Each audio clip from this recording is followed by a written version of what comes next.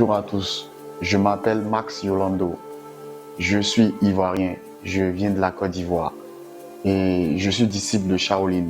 Mon nom de disciple de Shaolin est Yen Ning.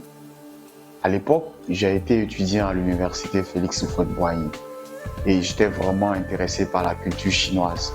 Et c'est ainsi que j'ai eu une opportunité, je me suis rendu dans la province de Henan, au temple de Shaolin, le prestigieux temple Shaolin où on apprend les arts martiaux.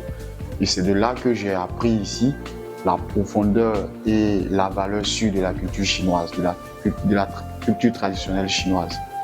Et après cela, je suis resté là-bas 6 ans au temple de Shaolin parce que je suis tombé véritablement. Au fur et à mesure que j'apprends cette culture, j'ai découvert qu'il y avait un lien profond entre cette culture chinoise et moi. Et je suis resté pendant les 6 ans. Les choses les plus impressionnantes dans la culture chinoise que j'ai appris, c'est quoi? C'est l'amour du travail. Et l'amour du travail. Souvent en Chine, quand je regarde, au niveau du temple de Shaolin, on ne fait que pratiquer tous les jours. On le pratique tous les jours. On essaie plus ou moins à pouvoir s'améliorer dans toutes choses qu'on apprend.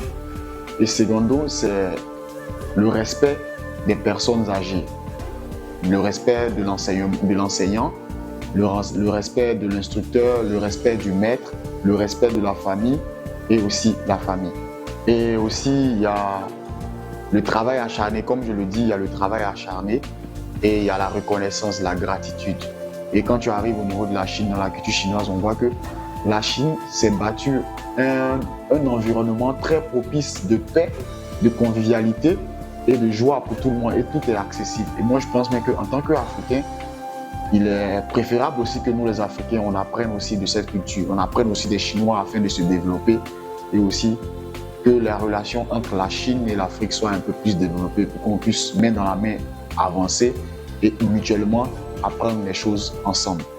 Et d'abord, moi, après, quand j'ai fini au niveau du temple de Shaolin en Chine, on a ouvert, il y a un centre culturel qui a été ouvert. C'est le premier centre culturel en Afrique qui se trouve en Zambie.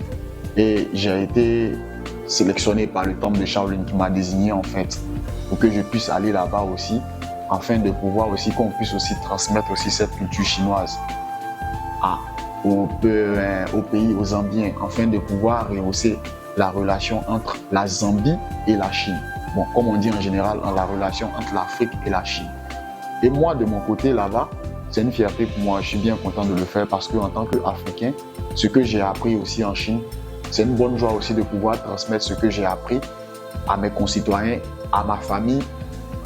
Et on espère aussi plus tard, on aura aussi un temple culturel, un centre culturel aussi en Côte d'Ivoire qui permettra aussi aux jeunes, aux personnes de pouvoir aussi avoir des talents afin d'avoir des idées aussi pour développer la Côte d'Ivoire, pour développer l'Afrique.